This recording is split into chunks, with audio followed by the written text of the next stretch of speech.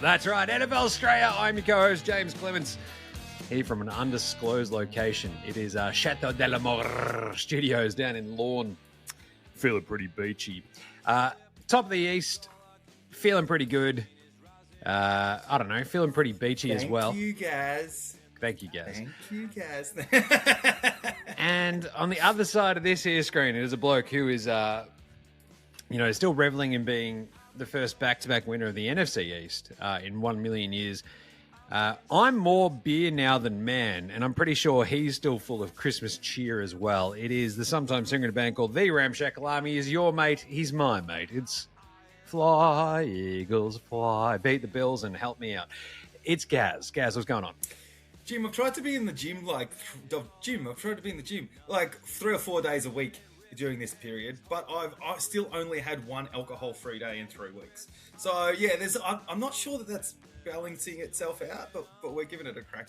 But still, when you're off, when there's nothing to do, having all these NFL games spread out across multiple days is fantastic. Obviously, we got to do things that were not football related on Boxing Day, because those games of the backups were pretty dog shit.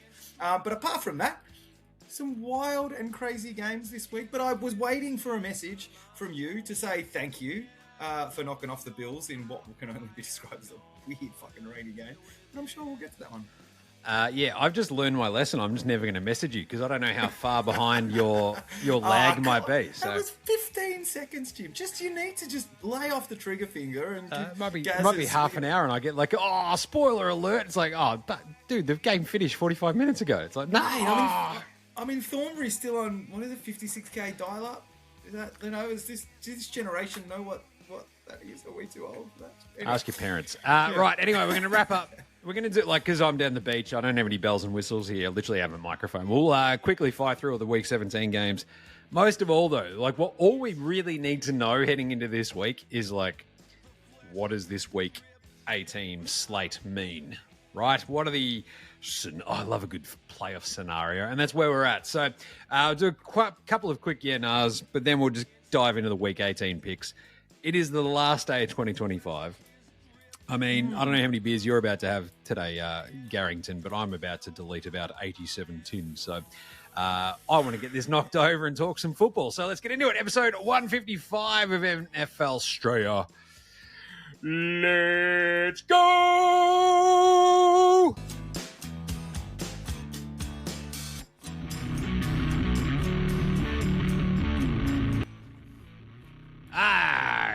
Darn it, dadgummit. I'm going to bite some kneecaps. Oh, that's right. I'm Dan Campbell mixed with Phil Rivers, and both of us might be out of a gig after this week. And you're listening to NFL Straya.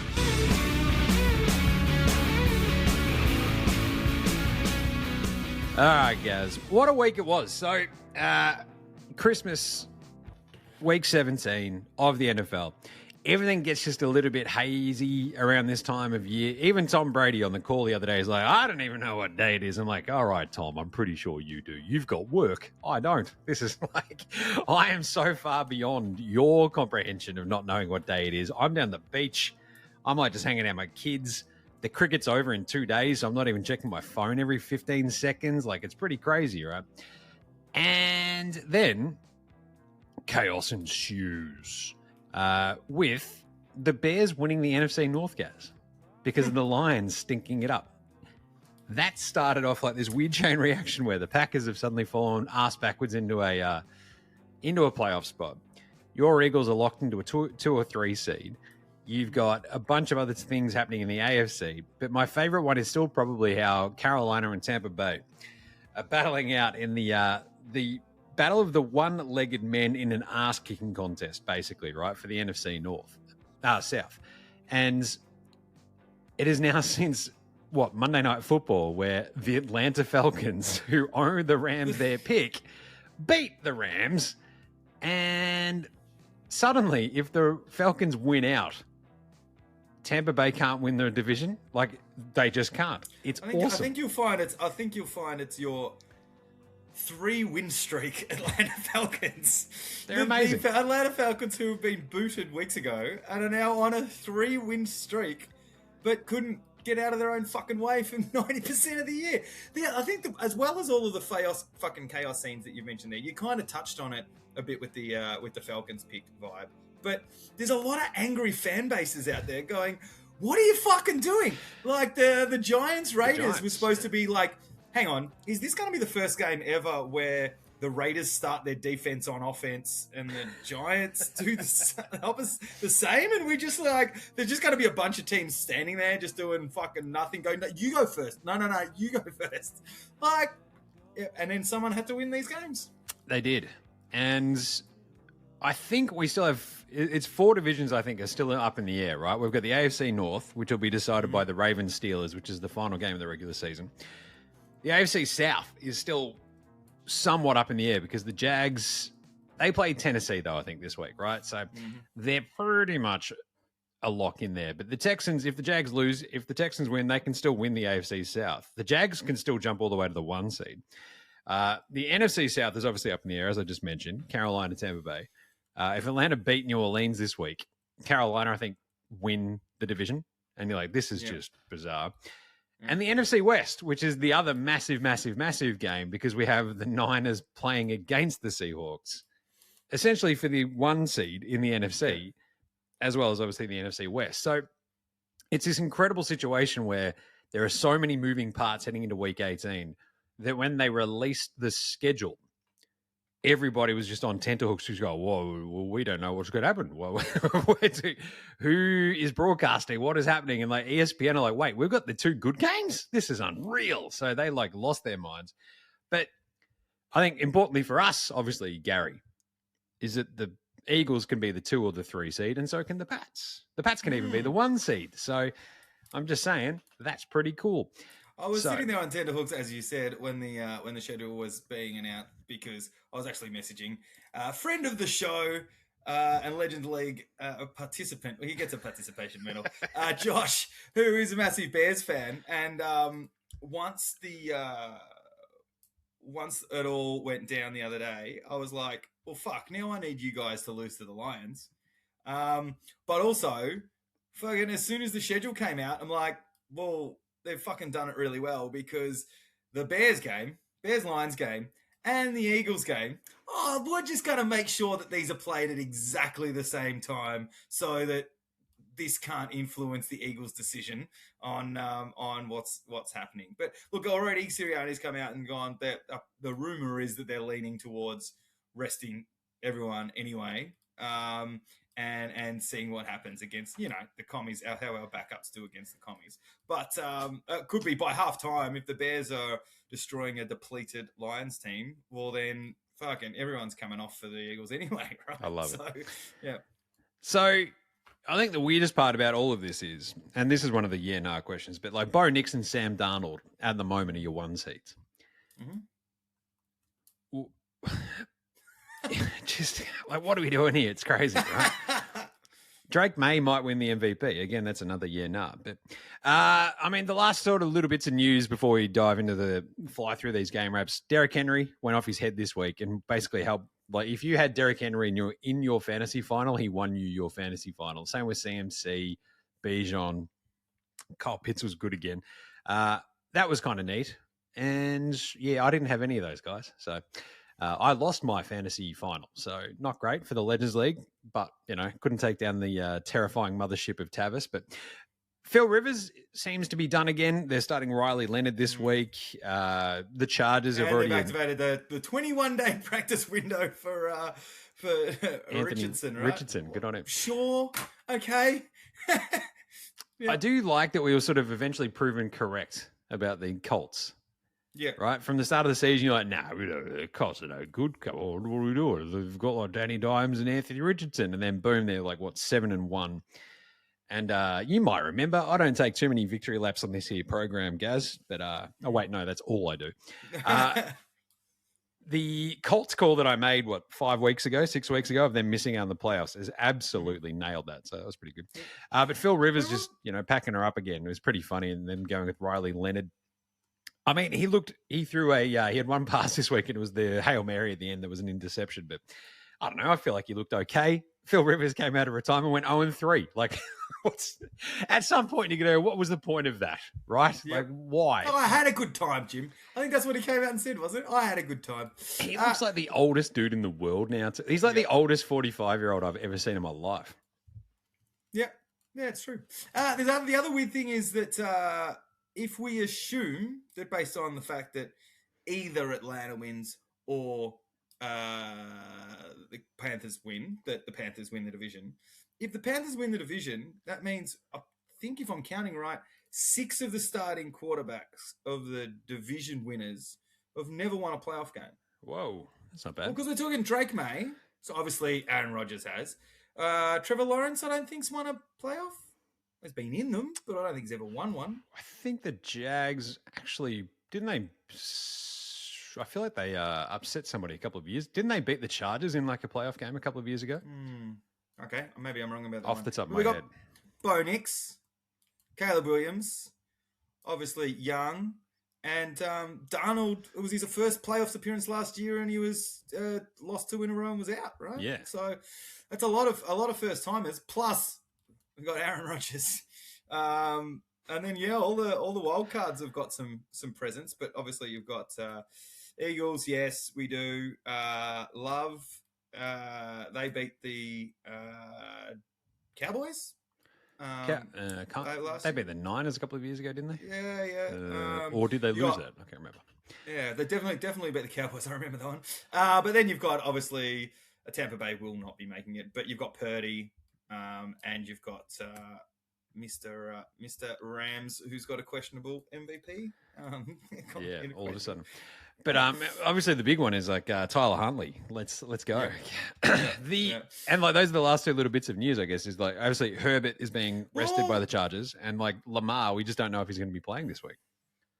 Yeah, I think the big concern for me, Jim, is the state of health in the NFL. And all the medical staff, whether they're just taking time off around this time, because there's a lot of players going on IR at the moment. It happens it just seems everyone gets injury prone around this time. Crazy. It's like, I'm going to go to IR. And, it just so happens that you can have no effect on the remainder of the game. So, we're going to stick Brock Bowers on IR and those sort of guys. Max Crosby. Crosby. Yep. Just not healthy enough to play football, but healthy enough to play basketball. Yeah, exactly. Love that. All right. Is there any other news? I think that's fine. Let's do some games. Cowboys 30, Washington 23. Look, if you watch this game, good on you. Sure. Don't care. Yep. Lions, they went by the wayside 10-23 against the Vikings, which is hilarious. They were just wildly inept. And I'm going to talk about our man Dan Campbell a little bit later. But yeah, it's not great. So amazingly, the Vikings and the Lions are 8-8, both of them. After this, so what a world. So I do have a problem. So the excuses being made around this time of year are fucking wild, right? Because you've got players like, we talk about the Josh Allen roller coaster and people talking about, fucking Jalen Hurts is being carried and blah, blah. And the excuses being made for the Lions, right? Have you seen their injury list? Have you seen what's going on? Yeah, I get it, but they lost to a fucking unknown backup in Minnesota. Yep. And the secondary injuries did not cause Jared Goff to throw 2 picks, to Jahmyr Gibbs to only have 41 yards, and Montgomery 25. Both of them averaging below 2.5 yards a carry. That is not secondary problems. Nope. It really isn't. Broncos 20, Chiefs 13. Like, these Christmas Day games were just brutal. Chiefs, obviously, no Mahomes, no chance. Broncos still managed to nearly screw it up, but they got out of there. And then the rest of the ones, we had the Sunday games our time, so Saturday night games over there. Texans beat the Chargers in a just really strange game where the Texans sort of got off to a flyer and they did nothing for the rest of the game, which is a bit of a worry if you're a Texans fan. The Chargers, I mean, they fought, and they kind of just couldn't get over the hump at the end. Ravens kicked the shit out of the Packers, 41-24. Derrick Henry just goes off his bloody nut. It was 216 yards on the ground and 4 touchdowns, just taking the piss. So, Are you worried with the? I don't know if I haven't read all the way down your notes, so I don't know if you touch on this, but the Packers injury list running into this playoff series is pretty fucking substantial. Yeah, I think this is, and the fact that they come out here, yeah, they got a backup quarterback, but Malik Willis did it, a substantial job. Future Browns quarterback Malik Willis. Yeah, I mean the fact that just. It's not fucking great. That defense to allow 41 points. You got Jordan Love and blah blah. But Jesus, yeah, we'll sort of. I think it's like talking about our teams later on, and our preferred playoff opponents is probably Packers are an interesting one. Then we had the Monday morning games, 42-10. The Patriots kicked the crap out of the Jets. Drake May looked awesome. Yeah, the Bengals kicked the shit out of the Cardinals, 37-14, with your man Joe Burrow looking awesome and Jamar Chase going, hello, I'm still good. You had a horrible Steelers-Browns game. Too little, too late. Yep. Way too little, too late. 6-10, just weird. I think Chase Brown also had a really good one too. Browns 13, Steelers 6. Nailed this pick in our head-to-heads. This came down to the final, set of plays. And it always felt like Aaron Rodgers was going to pull this out of his ass. And then when he didn't, I could not have been happier because it meant the Baltimore stay alive for this knockout game on, the Sunday night finale to the regular season. It did feel like Goodell's like, make sure that Rodgers does not complete this and that we have the knockout game at the end of the season. Over. And you're like, thanks, Rog. Browns, sure. Saints 34, Titans 26. I'm a shuck boy. You know that. He's awesome. Absolutely awesome. Shuck cuck. Jimmy the shuck cuck. We've got it. We've got it. Titans are just horrible. Jags Colts came down to the very end as well, which was a pretty weird one. Like the Jags just sort of pulled out of their ass. 23-17. It felt like they were going to stumble bum their way into like, oh my God, the Jags are doing it. And then the Colts went, wait a minute. Wait. We're shit. Just everybody relax. The Dolphins beat the Buccaneers, which is Quinn Ewers just going, check this out. I'm radical. It was more so the Bucs just going, hey, we don't play defense anymore. This is our new thing. It's fucking very, very fucking strange. So the amount of teams with, season on the line, like literal opportunities to take like their path in front of them versus teams who don't give a fuck. Yeah. Like it was amazing. It was absolutely astounding. Seahawks 27, Panthers 10. Just not enough there for the Panthers in that one. You get that on the big job sometimes. Seahawks, I feel like that's that's their vibe though, right? They just keep winning on the road. They don't give a shit. 7-1 on the road this year. Yep. Unreal. Giants 34, Raiders 10. That was funny as. I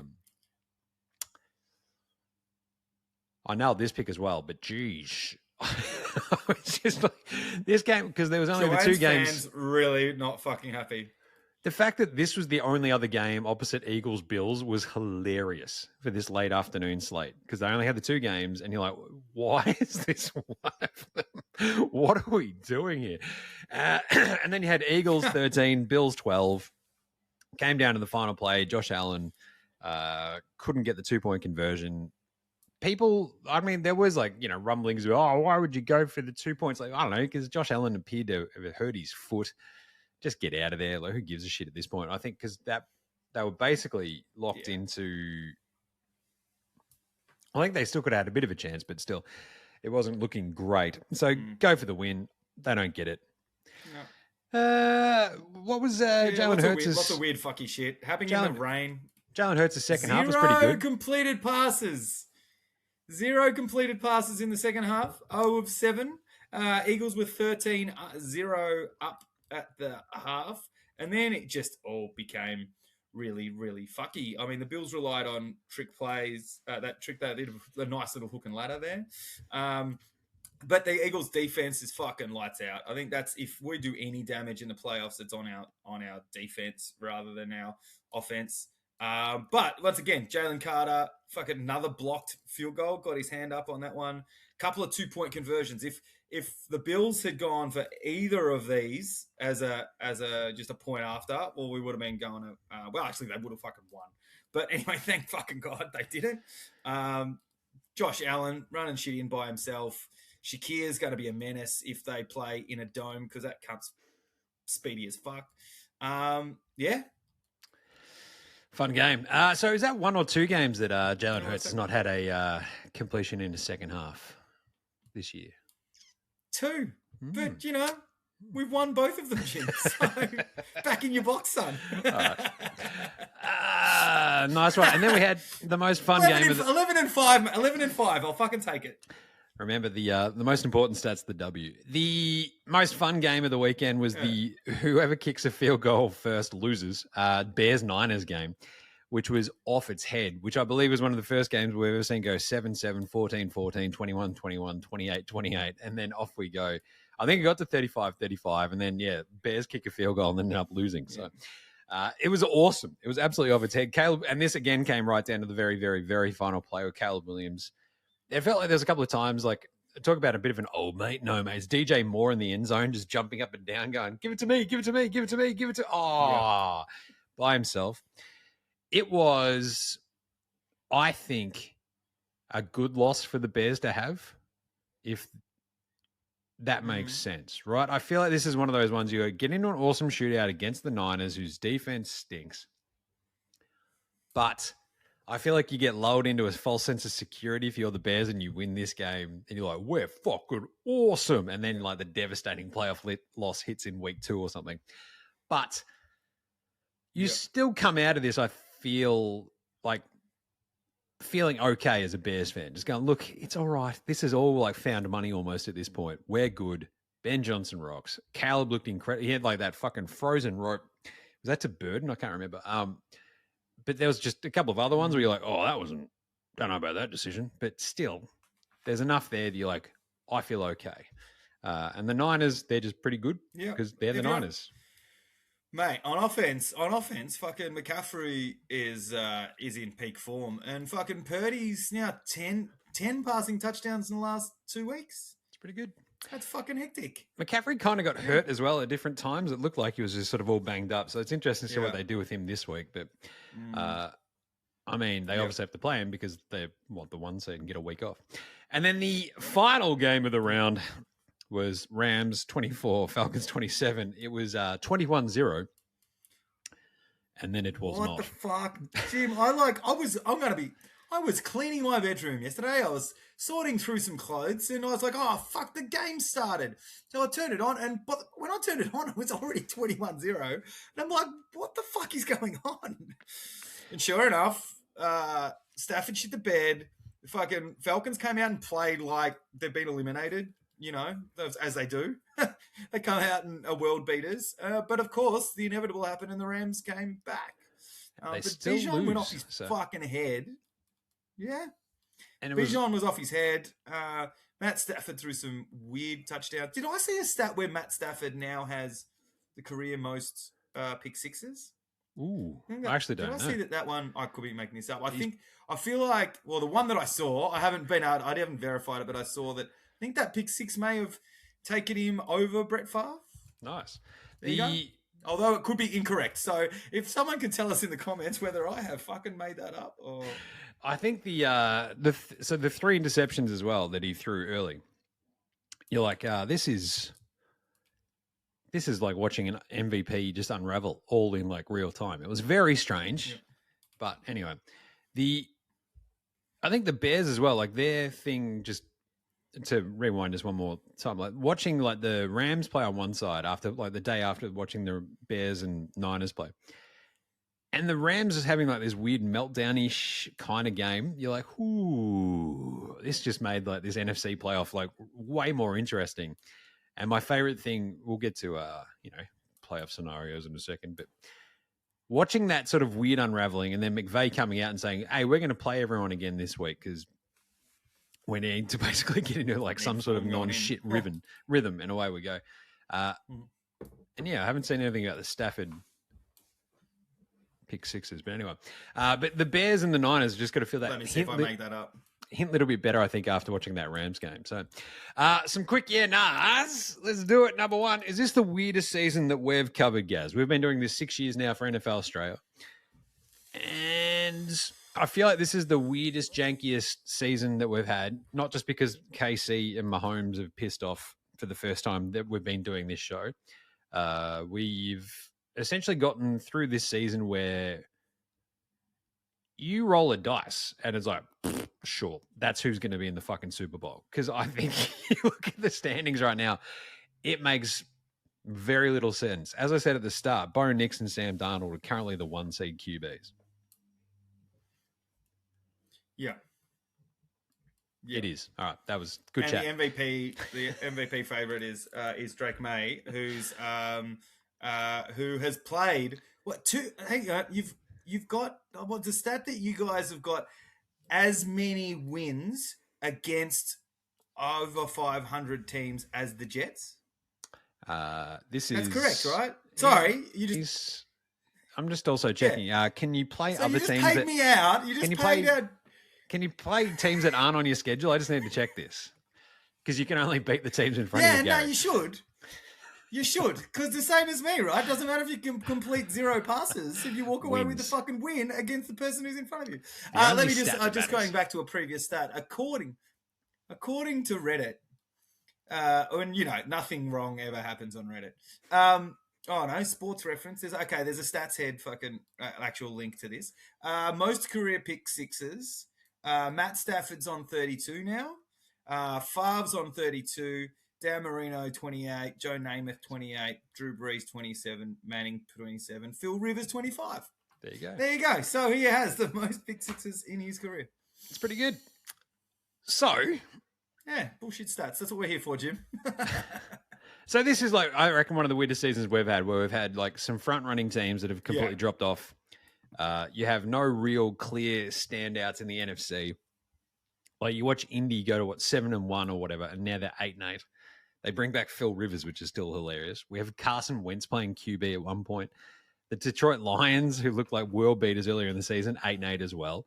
You got the Cowboys, who pull a bunch of trades and stuff. It goes absolutely off their heads. You got a Commanders team that made the NFC Championship game last year go 4-12 so far. You've got a Raiders team that thought they could actually make the playoffs and make some noise, bringing in Geno Smith and Pete Carroll. They're 2-14 at the moment. The Pats, I didn't expect 13 wins. They're at 13-3. It's crazy. The Broncos felt like the sexy AFC pick beforehand, but we still thought the big three of Baltimore, Buffalo, KC was still probably unassailable. And here we go. Yeah. Yeah, you've also got Carolina, who last year had their number 1 overall draft pick benched. And he was a bust and he was done. And now all of a sudden they're fucking, 12 months later they're playing for the division, right? Awesome. Which is fucking weird. You've also got, the pressure that we're putting on Josh Allen now is not about MVP season you need to win. It's about all of your nemesis and no longer there, right? You've got, it's the end of the Mahomes era, so to speak. 1 year to one down year. But, Burrow, who's beaten him in playoffs, is not going to be there. Potentially Lamar not going to be there. This is the fucking time. The pressure is all on him in the AFC. Everyone else, as we said, no playoff wins for guys like May and Nix. And if they were one and done, you'd be like, oh, you know what? It was a great season, as you said. Jim's working really fucking hard. All body weight is being put on keeping that lid on.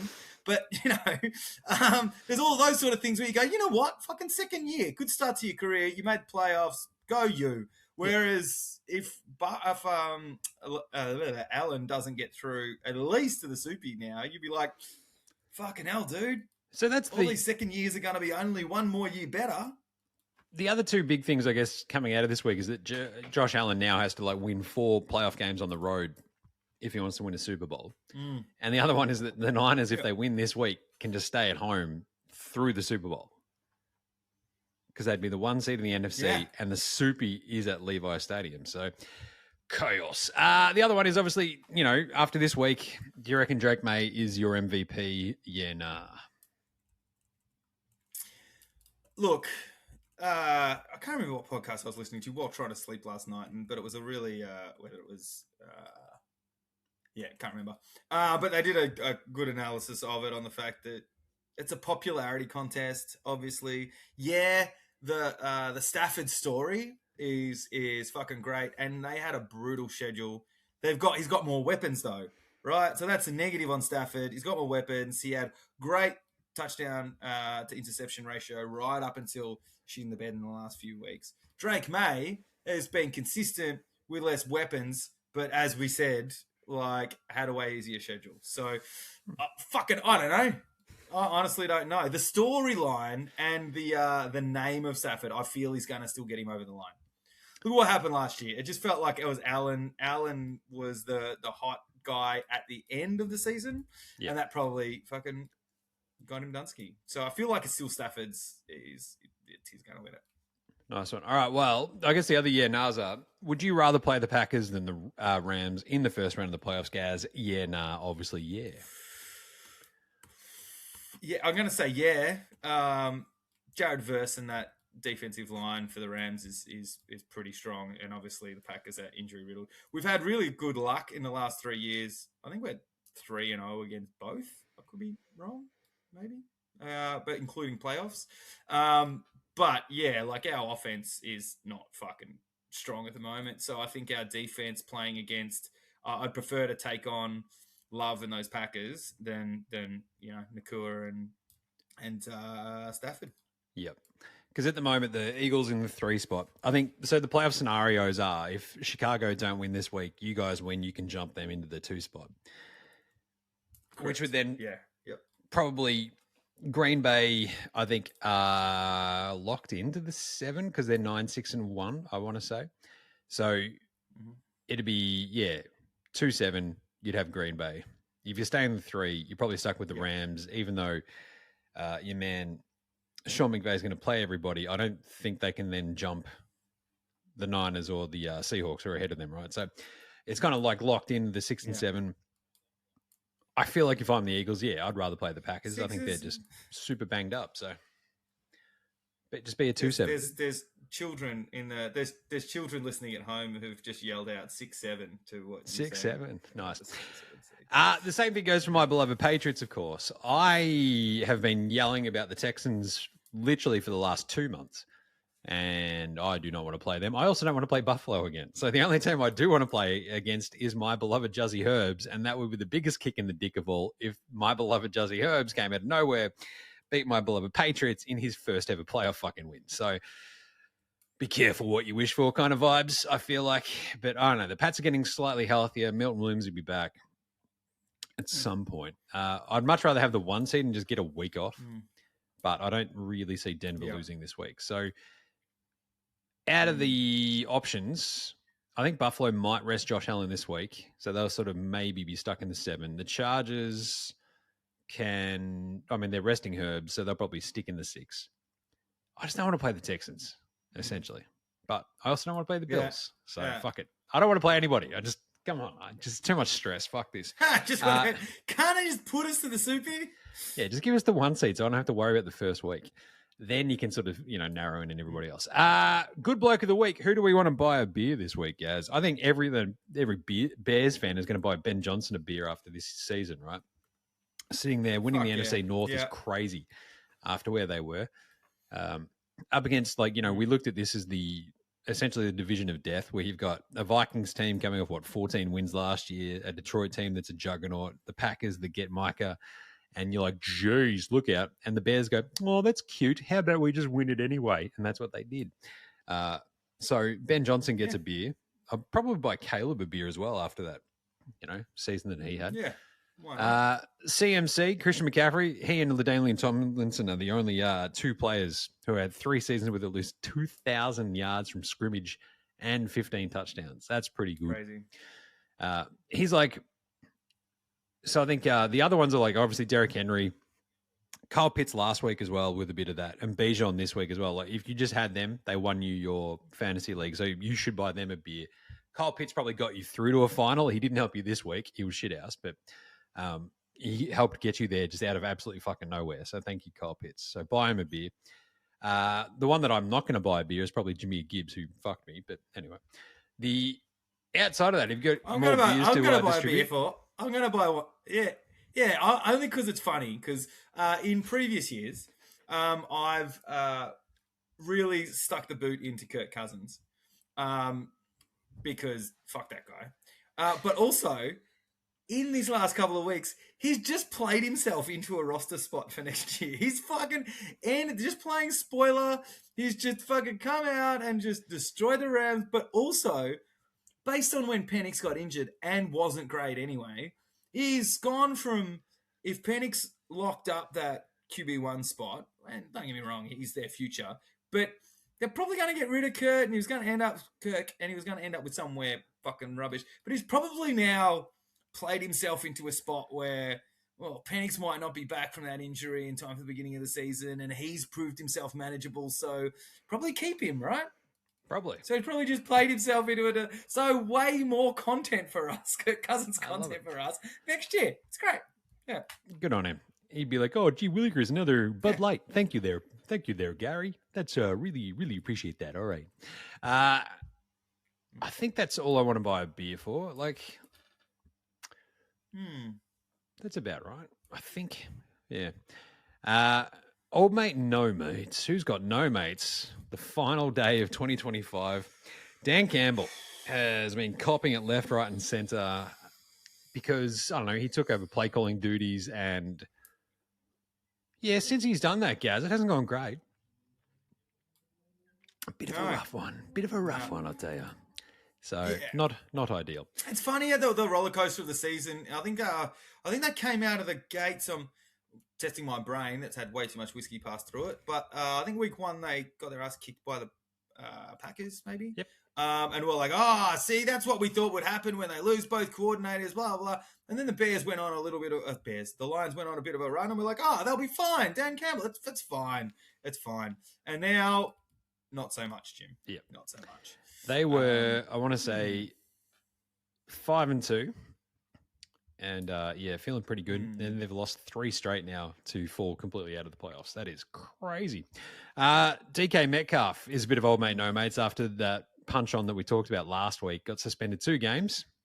Yeah. Not great when you're trying to make the playoffs. I'm just saying. That's a pretty rough one, I'll tell you.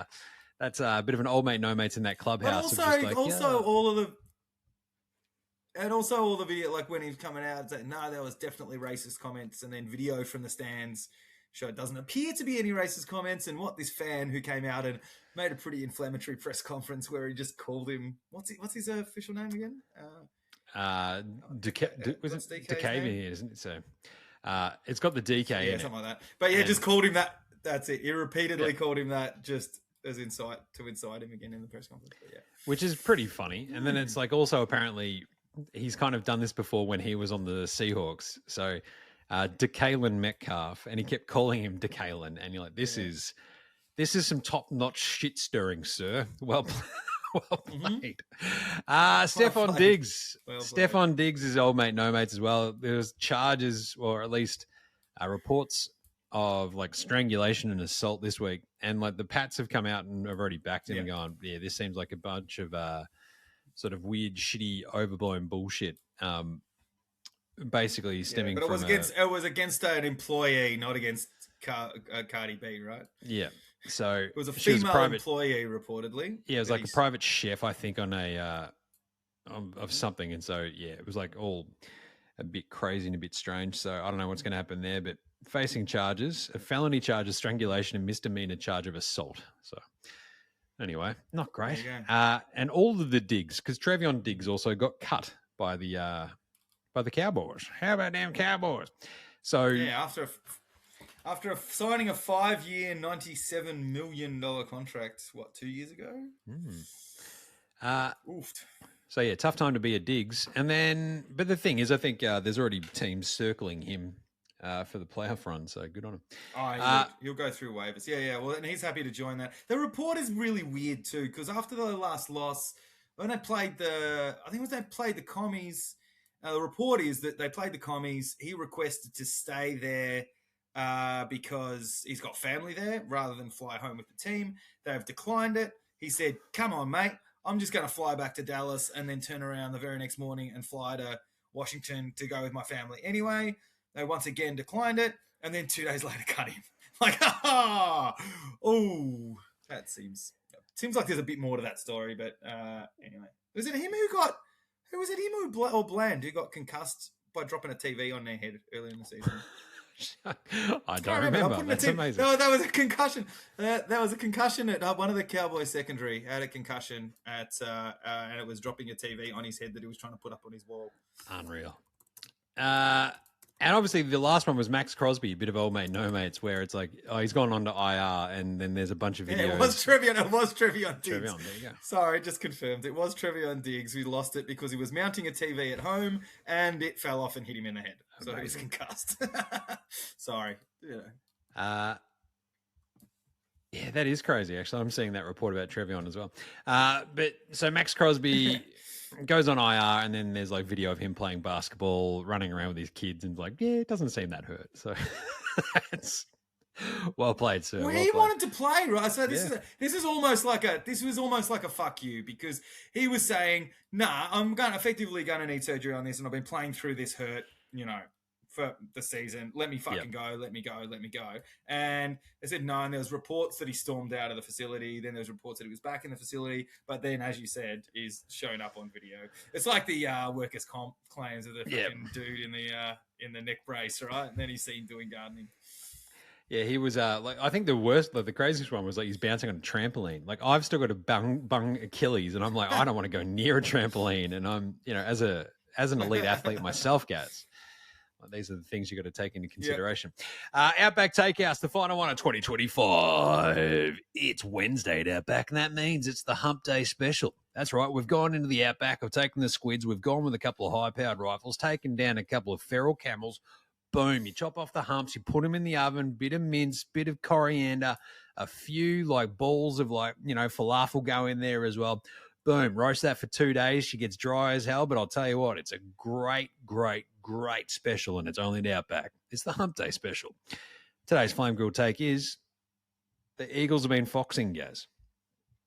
They know the pressure of going back-to-back and going to a soupy and trying to win it all again, so they've purposely been shit in order to lull everybody again into a false sense of security. Now watch Saquon and co go off over the next few weeks and go back-to-back and win another soupy. Only at Outback. How do we feel about this? I was going to say, you got to comment, or do you want my thoughts? Okay, here's a couple of things I've noticed. Right. So, in a really, really down shitty year where everyone's paid off on Jalen Hurts, Jalen Hurts has had his very first 25 touchdown season. Right?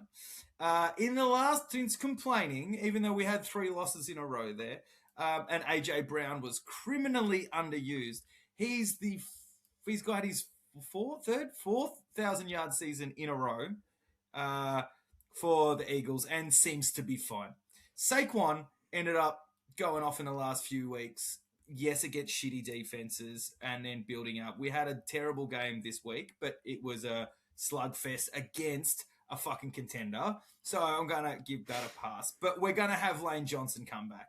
They've started doing more crossing routes in motion and getting a little bit more creative. So, look, I wouldn't be against it. I'm not saying that Jake Elliott has deliberately shanked those kicks, right? And there's some really dodgy fucking shit that has happened. But this defense is playing lights out, and all it needs is a couple of those little special moments, and all of a sudden, yeah, they're not walkovers anymore. So I don't think they've been foxing too much, but I think there's a few things up the sleeve, I reckon, Jim. I think it'd be the funniest thing in the fucking world if Saquon comes out and has like 180 yards in this first playoff game. Right? And he's like, aha, I fucking nailed it. I called it. I saw this coming. I'll be all over that. The little Aussie battler of the week, the Aussie spotlight. I just want to, a couple of the other punters. We talked about Torrey Taylor the other day, and it's like amazing sort of when you look back through all the stats and everything and how few times he's actually really had to punt compared to some of the other big kickers out there. So he's at, I think, only 56 punts for the season. And he's got an average of 48.1 versus someone like Dicko, who's punted it 51 times. He's got an average of 49.3, which is pretty neat. And I think Crawshaw's I think he's like third in all, like the yards for kick, fifth overall. So he's had to punt 69 times. Thanks a lot, Bo Nix. His average is 47.6 up there in the nice air in Colorado. But so it's a pretty decent season for a bunch of the Aussies. and you'll sort of take that, right? I think Mitch Wish only played the 12 games. Outside. But, yeah. Yeah, I was going to say, the thing we didn't mention the other day is Jordan Mailata won the Walter Payton Man of the Year nomination for the Eagles. So apart from being a player, he's obviously one of those things for his resume now. He's a good bloke. Good bloke of the year. That's literally their version of the Good Bloke of the Year award. Right, the big one, Captain Fantasy and Supercoach. Now, I made the NFL Straya Legends League Grand Final. Got my absolute head kicked in by Tavis to the tune of like a 70-point fucking blowout because all of my team was injured by the time I limped into the Grand Final. But no Devontae Adams, Brock Bowers goes out, Jaden Daniels goes out. Basically, 2 of my top 3 picks out. Jameer Gibbs was shit house. You get that on the big jobs. But I did go back and look at Tavis's team, and in the first 3 picks, I think he had Bijan, Puka Nacua, and the other big name one that he had was also a great pick. And I'm like, hang on a second, how the fuck did that happen? And this is like why this season is so strange. You go back and go, why did Puka Nacua go 20th overall, or maybe even 22nd overall in a fantasy draft? And you're like, because Matt Stafford came into the season going, my back's fucked. I don't know if I'm even going to play. Might retire. And everyone's like, oh, I'm a bit afraid of that.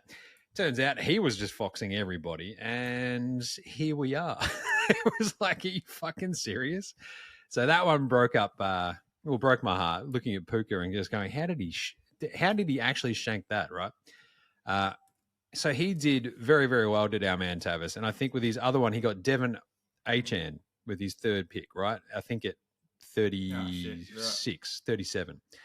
So his top 3 was Bijan, Puka Nacua, and Achane. You're like, yeah, no one was going to fucking beat him all year. And then he gets to the next one. It's Garrett Wilson. You're like, yeah, that's a bit of a miss. Tony Pollard goes a bit early. Yeah, that's a bit of a miss. Kelsey, bit of a miss. But that top 3 didn't matter, and he just absolutely curb stomped me. So well played. Congrats, Tavis. Awesome year. Unreal. He was unbeaten for I think the first 10 weeks. Absolutely just stomping the rest of this league. So I managed to put up a little bit of a fight and then got my head kicked in. So, but this was my starting lineup in the final week of the season, guys. Tyler Shuck. That's a waiver wire pickup. Oof. Jacoby Myers. That's a waiver wire pickup. Tet McMillan, one of my actual draft picks. Jameer Gibbs, my number 1 overall draft pick. I think I had pick 4. Kenny Gainwell, that is a waiver wire pickup. AJ Barner, that is a waiver wire pickup. Dylan Sampson, that is also a waiver wire pickup. So I had, in the end, 2 people that I drafted actually starting for me in the final week of the season with everybody else out. So bit of a rough one, I'll tell you. But the good news is I am ranked in Supercoach 24th overall in the world. So that's pretty good. That's insane. That's good job, Jim. Up 22 spots from 46 last week. So now I've got 1 remaining trade. I don't know if I'm going to do an NFL Supercoach, Jim Does Supercoach show this week. We'll see if we can just cram in 10 minutes to Sabo. But I have 1 remaining trade, Gaz, and I have absolutely no fucking clue what I'm going to do. Because like Josh Allen may or may not play. I think I've got to make up like 200 and maybe 300 points, and it's just not going to happen. So I'm not going to win the fucking comp, but wouldn't mind sort of trying to crack the top 20. We'll see how we go. But 24th overall, feeling pretty good about that. Awesome season. The craziest part is I think I lost all of my leagues. So I'm like, I don't know, just the week on week action is just brutal. But anyway, so some good fantasy action towards the end. I had a good year all up. But the other thing that I'm on top of at the moment is our picks, because I'm now up by 6. I was explaining to this. I need a pretty hefty, Google Sheets wizard to graph how many. I think I was down 8 at one point this season, and now I'm up by 6. So charting that rise from the depths has been pretty incredible. So I think we had 4 different picks this week. Yeah, and I went 3-1 against you. So I added 2 more to my overall total. So I think we're at 129 and 123 correct picks across the season, you and I. So I'm at 129, you're at 123. Which leads us into the Week 18 picks. This is absolutely horrible, Jim, because I've gone through these just now, and half of these we could change on Friday. Exactly.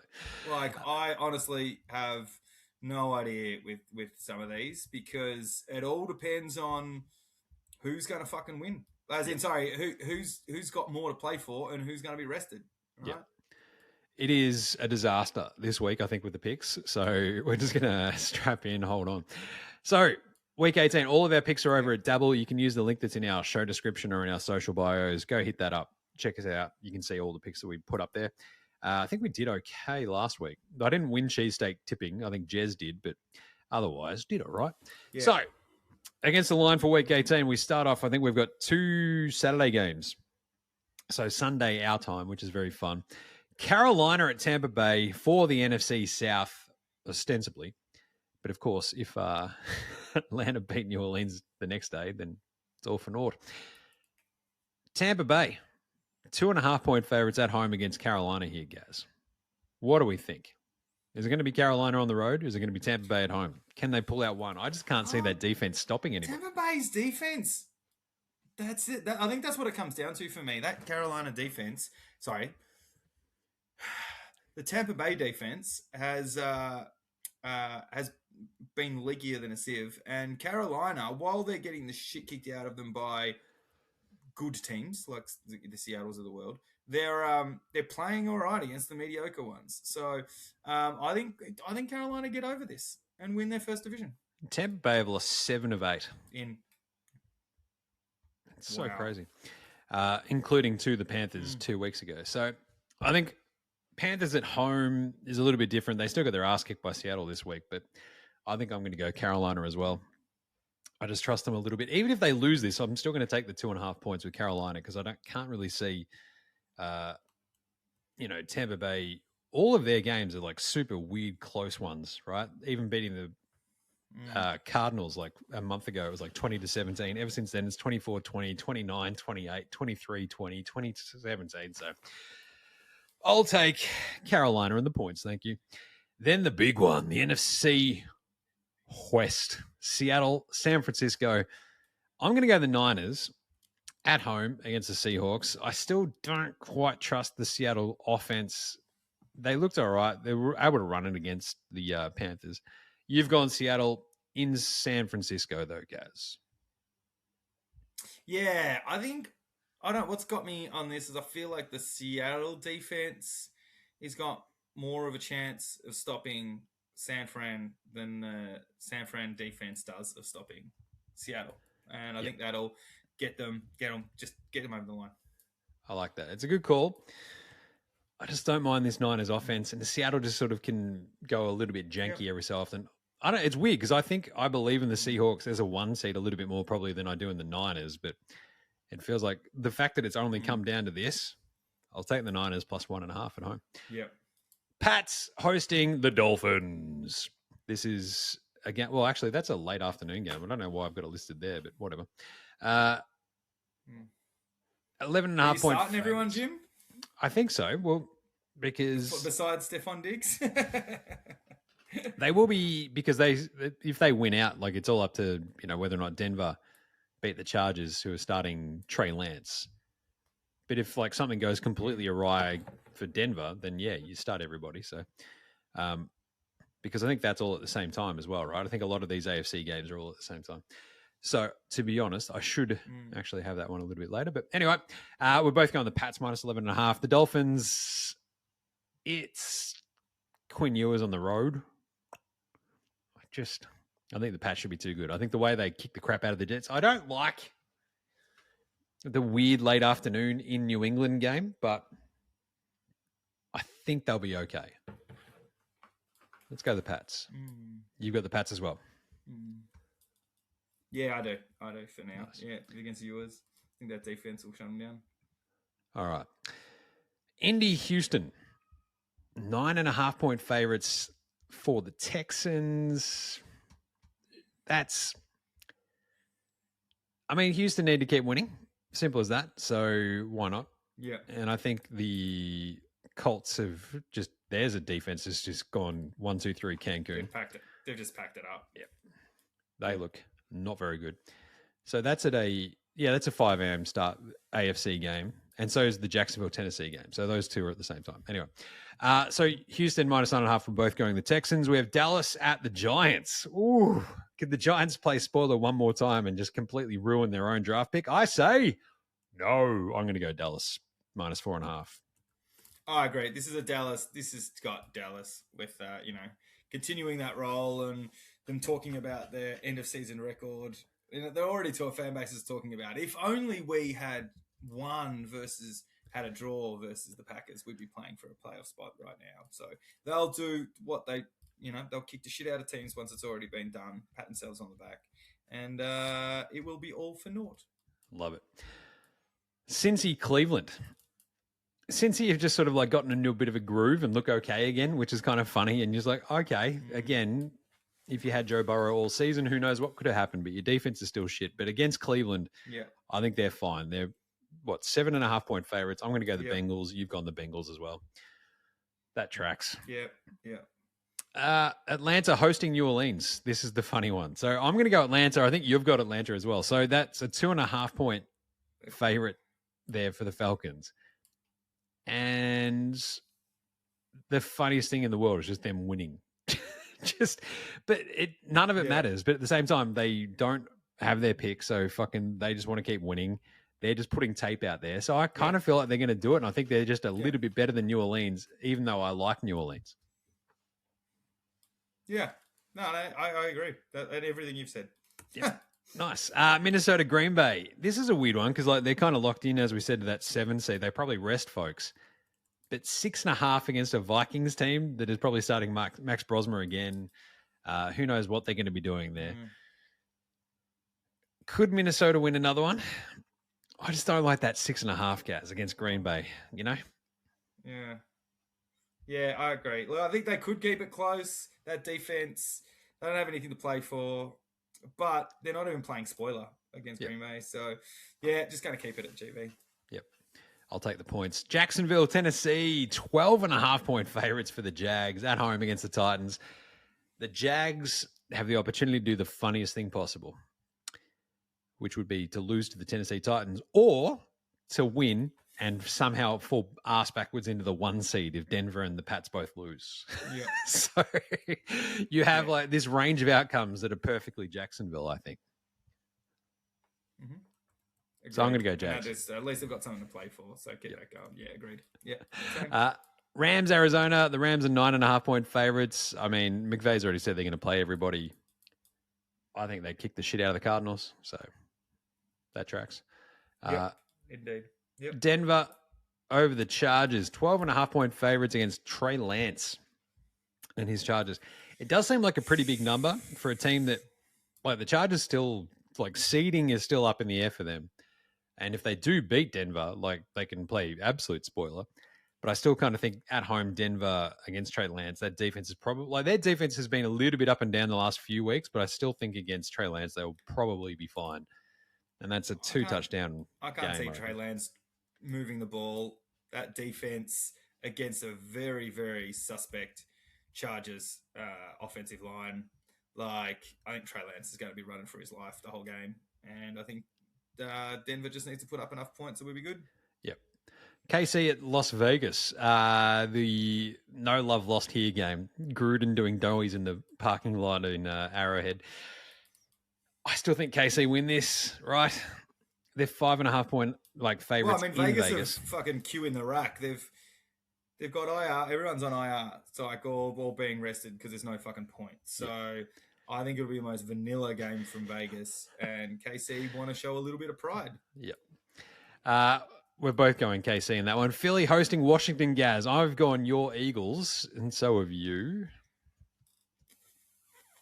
It's hard because this one, this could be one where we just go, give up the ghost, assume that we're in the 3rd seed, rest literally everyone, won't know until the end of that game. Washington always love to just fuck with Philly in as well.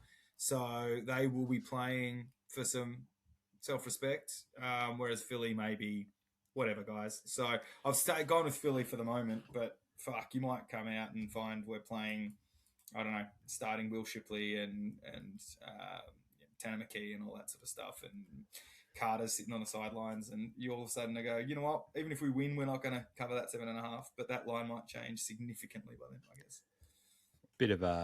Bit more Josh Johnson. Let's go for the Commanders at least. I'm going Philly in that one. Chicago Detroit is actually a pretty weird one because like Chicago need to win this, and I feel like Detroit, for pride's sake and for Dan Campbell's sake, will be trying their absolute hardest to play spoiler against Chicago. But the thing is, they might not play dudes, and so I hate trying to pick this game because I think I want to go Chicago. Yeah. But if Detroit play everybody and they've got like a little bit of a fire lit under their ass for one last crack, like I can see the Lions winning this. Call me crazy. So I'm going to go Detroit for the second, and you've got Chicago. Yeah, I think the smart money here is on Chicago because, as you said, they've got more to play for. We have talked about Detroit does have those injuries. The offense for Chicago has been clicking, and the offense for the Lions has been sputtering. So, yeah, look, passion might get them a certain distance in keeping this close, but I still think Chicago gets this over the line. Yeah. Buffalo versus the Jets. This might be the Mitch Trubisky show.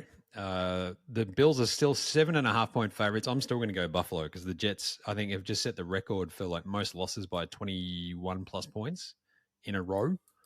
So that's not great. So give me some Mitch. I think what we failed to mention because we skipped through because the New York Jets game was terrible. Didn't they fake a punt twice on the same drive? Good on. We also like I love it. And Vrabel, I feel like just decided to kick the shit out of him because they were fucking around. So, which is pretty good. But we're both going Buffalo on that one. Good on them. Yeah. The hook and ladder for Buffalo as well against you guys. I thought that was a pretty interesting one, and like it was pretty well sniffed out and like put down. But anyway, it was very, very good. And then the big one. Pittsburgh hosting Baltimore in the regular season finale. Mike Tomlin is a home underdog. You can't go against him, Gaz. I don't know. I watched that team this week and they were shit. So I'm probably going to go against them and go Baltimore. The problem is the plus 3.5. Like the Steelers, they don't have any receivers. They scored 6 points against, what was it, Cleveland? And Baltimore's defense is a little bit better. Baltimore just put up a massive score on the Packers. I have to go Baltimore, right? I don't feel great about it, but here we are. Yep. Yeah, no, I'm the same. I agree. I feel like, mate, Jim, being that I made all my picks first, I feel like there's a bit of lead protection going on here with all of the same picks that you've got. Well, I still have gone against, it's funny because I think the two that I actually have different, which is Detroit, Chicago, and then Seattle, San Francisco. I actually probably agree with you more than, Seattle, San Francisco. I actually probably agree with you more on those ones, but because you put your pick in first, I had to go a little bit different, I think, here and there. The other ones are real, Green Bay, Minnesota. I could probably, Minnesota could probably win that one, but I don't know. It's just also up in the air this week. It's pretty hard to make, even though we are taping this on Wednesday, which is a day later than we usually do, I feel like we've actually got less sort of idea about what the fuck's going to happen this week. So good times, great memories. But there you go. That's it. We're heading into week 18. How are we feeling, guys? I'm ready for this week to be over because this is a bit of a shit week. Apart from, there's like 3 games that have got really, solid implications, and everything else is kind of just holding on to see where things finish up. And you ready to get into the playoffs, Tim? I'll tell you what. Ending the Bills' run of AFC East titles at 5 was pretty great. I enjoyed that immensely. Because I think Tom Brady's second longest streak of AFC East titles was 6. So, yeah. There you go. Pretty good. Blow it out your ass, Bills. At the same time, I think the Week 17 slate was so weird and sort of janky across Christmas, those weird Christmas games this week. And then we have New Year's Eve, obviously, today. And these games, we don't have the Friday games this week, so we've got Sunday and Monday, and that's kind of it. There's no Monday night game. It's just like, and again, there's so much up in the air. We've got 4 divisions still to be decided, but it's all sort of like going to be decided very quickly with those first 2 games. That's sort of like, that's out of the road. And then we've sort of got the jostling here and there for the AFC. And then you got the AFC North decider at the very end of it. So it's a really strange week, but a fun one, I reckon. Yeah. And I reckon I'll be back in the studio for next week's show because I've got to come up and go see McCluskey at the corner. So that'll be fun. But anyway, that's it. Episode 155, NFL Straya in the bag. So make sure you're following us on Twitter, Facey, IG, TikTok, YouTube, all that sort of stuff. I don't think I'm going to do power rankings this week. I might just do a sort of season finale because it sort of seems a bit weird to do it when we don't know who the fuck's going to be playing on any team. And also, I don't have all my gear, so whatever. But we still have lots of fun stuff up there. So rate, review, star, subscribe across all of your podcast apps as well. You know what to do. Come on. You're old enough. You're big enough. Do it. Big thanks go to House Hats for the intro and outro song. They rule. Get around Jim does Supercoach across all the socials and your podcast apps as well. I will try to do a very short NFL Supercoach one, but I mean, with fantasy basically done, it's just me yelling about how great I am, I think, for fucking 10 minutes. So, Jim, that's no different to any other show that you do. Thank you. NBA Straya as well. I'm taking 2 weeks off that while I'm down the beach. So, you know, unless something else crazy happens. Like Jokic got hurt. That's not good, but I don't know if I need to do a show. Either way, we'll be back in about a week and a half. So, yeah, Gaz, what do you want to plug? Just last week of the regular season of cheesesteak tipping. Get in on that. That's about it. I'm ready to say goodbye to fucking 2025. It's been a shit show. Let's go. Let's move on. Nice. Pretty good. Sounds pretty good. All right. Well, there you go. Cheesesteaktipping.com. I think Jez won it this week.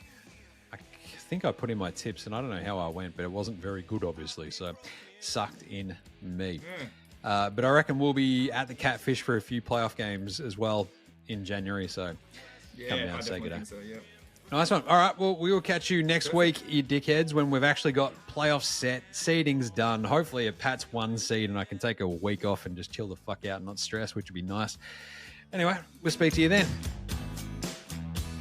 See yous. Later, Hosen.